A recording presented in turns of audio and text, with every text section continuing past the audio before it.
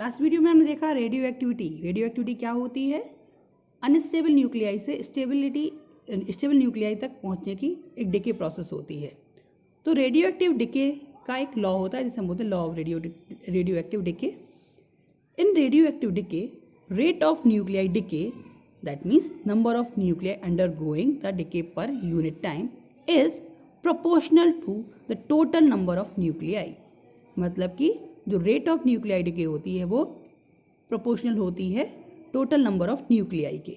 For example, अगर n is the number of nuclei in the sample in initially and del n is a undergo decay in del t times, then rate of undergo decay, that is del n upon del t is proportional to n।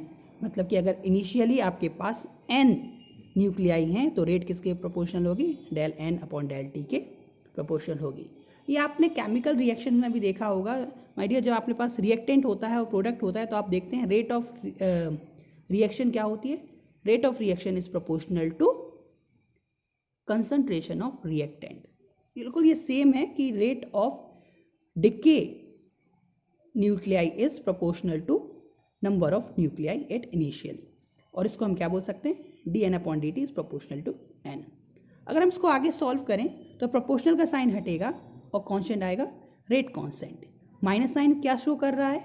Minus sign show कर रहा है कि आपका reactant कम होता जा रहा है। जैसे जैसे टाइम बढ़ेगा रिएक्टेंट कम होता जा रहा है, इसलिए साइन क्या आता है? Minus.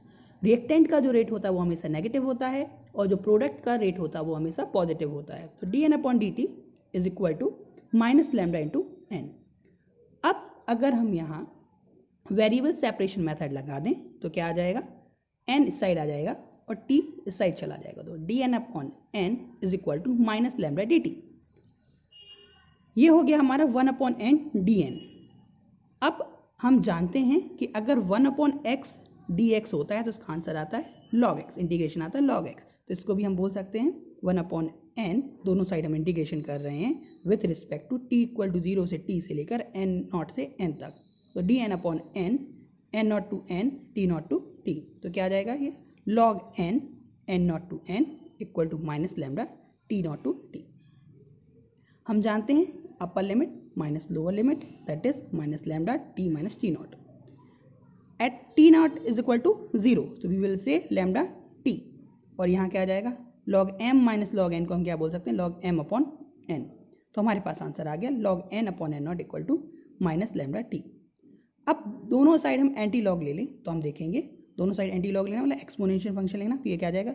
E raise to power log e n upon N not equal to e raise to power minus lambda t. E से लॉग ई 1, तो क्या बचा? केवल n upon N not equal to e raise power minus lambda T. और we can say n equal to N not into E raise power minus lambda T.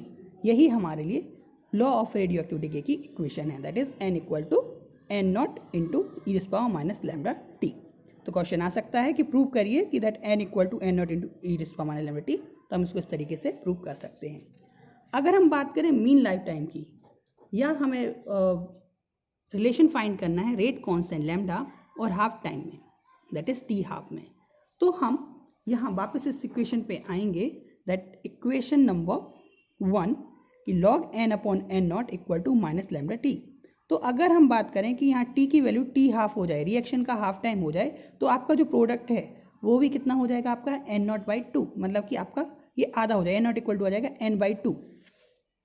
जब हम इसको value रखेंगे log N upon N not equal to minus lambda t, so put n equal to N naught upon two at t equal to t by two.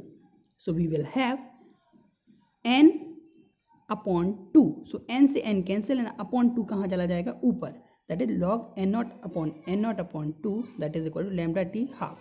So answer आ जाएगा हमारे पास log two equal to lambda into t half, या हम क्या बोल सकते हैं? T half equal to log 2 upon lambda, that is the final reaction। या log 2 की वैल्यू कितनी होती है? 0.693 upon lambda। So this is the relation between t half and rate constant। या lambda इक्वल टू क्या कर सकते हैं?